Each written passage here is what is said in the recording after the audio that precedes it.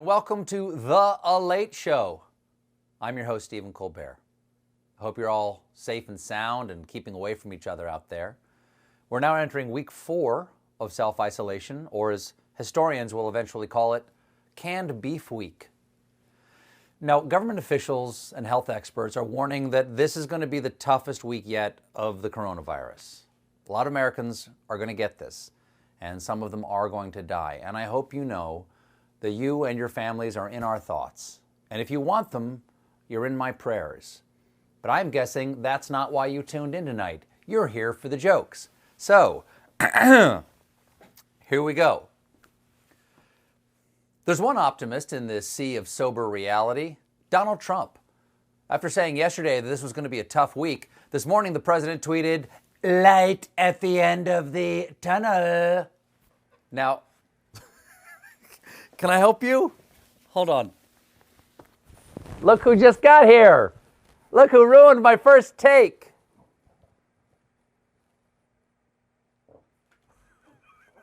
It's okay. It's okay. There you go. Bye. Trump's just trying to lift the national mood, which is why he's introducing his own line of motivational posters called Shoutspirations, featuring hopeful all-caps messages like, "The glass is half full. It's always darkest before the dawn, and every day is a gift." Despite experts saying we need a national stay-at-home order, Trump has refused to implement one. So social distancing requirement has been left to the states. And while some state officials are seriously taking this seriously, others seriously are not. Take Georgia Governor Brian Kemp, seen here trying to remember his own name. Now, even though many Georgia tourist areas decided to close during the pandemic to keep crowds to a minimum, Governor Kemp has enraged local leaders by reopening all the state's beaches, an order which supersedes those issued on the city or the county level. That would be like a teenager deciding not to go to a house party and then his dad saying, "No, you will go to that party, you will drink too much Jägermeister, and you will try to jump over the bonfire to impress the seniors, and if there is no vomit on those shoes when you come back, there will be hell to pay, young man." Out you go. Out, here are my keys.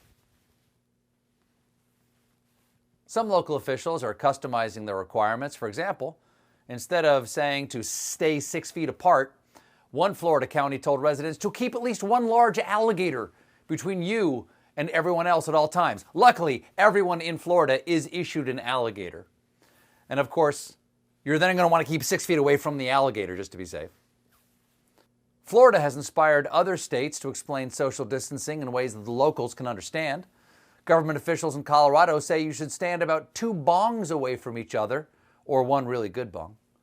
If you live in Philly, keep a distance of at least one passed-out Eagles fan. In California, a safe distance between people is about 2.5 Kevin Harts. And citizens of Rhode Island are being encouraged to stay 1 Rhode Island away from each other.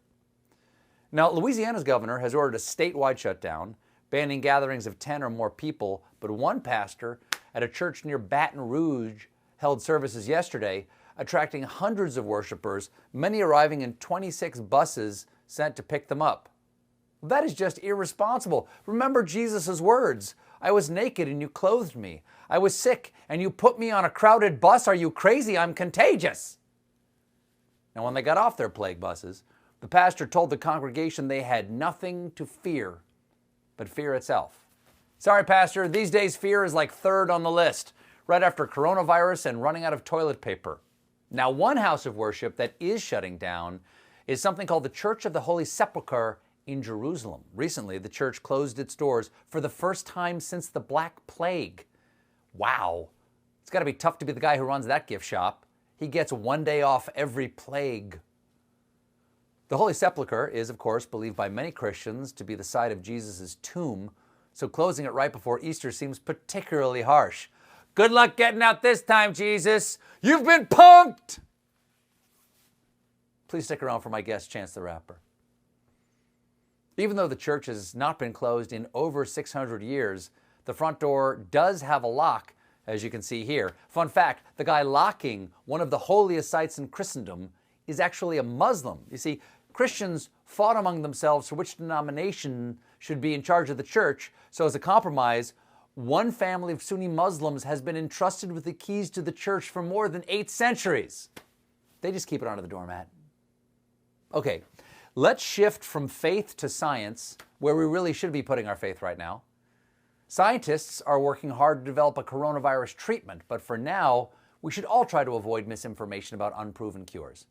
And there is one popular source of rumors everyone should ignore, and here he is. The FDA also gave emergency authorization for hydroxychloroquine. We're just hearing really positive stories. What do you have to lose? I'll say it again. What do you have to lose? Take it. I really think they should take it. But it's their choice. And it's their doctor's choice or the doctors in the hospital. But hydroxychloroquine, try it if you'd like. Yes, try it if you like it. And if you're worried about the side effects, just remember, Donald Trump is a doctor. I'm not a doctor. Okay, my mistake. Turns out, actual doctors do not suggest taking hydroxychloroquine for COVID-19 because there is no evidence yet to suggest it protects against the virus. And also, the drug could cause dangerous irregular heartbeats that could be fatal. Still, the pharmaceutical industry is always ready to sell a new product. Jim? Ask your doctor if hydroxychloroquine is right for you. Then no matter what they say, try it if you'd like. What have you got to lose? Side effects may include losing a lot. So where did Trump's obsession with hydroxychloroquine come from? Well, apparently from former New York City Mayor Rudy Giuliani, seen here halfway through giving himself a haircut. Giuliani has been touting the drug as a possible coronavirus treatment in private conversations with the president, which explains Trump's other coronavirus cure, a bottle of Chianti at noon. Rudy has his own team of medical experts advising him, a Long Island family doctor with a following in conservative media, and a former pharmacist who once pleaded guilty to conspiring to extort the actor Steven Seagal. You know it's messed up when former pharmacist is not the worst part of that sentence. Returning now to actual scientists, the CDC issued a new guidance because after months of advising Americans not to wear masks, now they're advising all Americans to wear cloth or fabric face coverings, which can be made at home, when entering public spaces to prevent spreading the infection to others. We were supposed to be covering our faces this whole time? Oh my God, Billy Porter tried to warn us! I'm sorry, Billy. Given the sudden reversal, this new guidance is a little confusing, but on Friday, the president used his daily briefing to make it even more confusing. In light of these studies, the CDC is advising the use of non-medical cloth face covering as an additional voluntary public health measure. So it's voluntary. You don't have to do it, but this is voluntary. I don't think I'm going to be doing it. Well, I just don't want to wear one myself. Well, of course, Trump is the guy who says he doesn't want to wear protection. Masks are just the condom of the face. It kills all the feeling. I mean, there's a reason I don't wear a raincoat in the shower or a condom during sex. That joke's based on a true story. The coronavirus situation is also dire in the UK, so yesterday, the Queen made a rare morale-boosting public address. I'm speaking to you at what I know is an increasingly challenging time.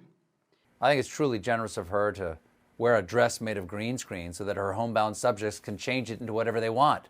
Say, Lady Gaga's meat dress, or unlikely animal friendships, or better yet, a scene from The Crown.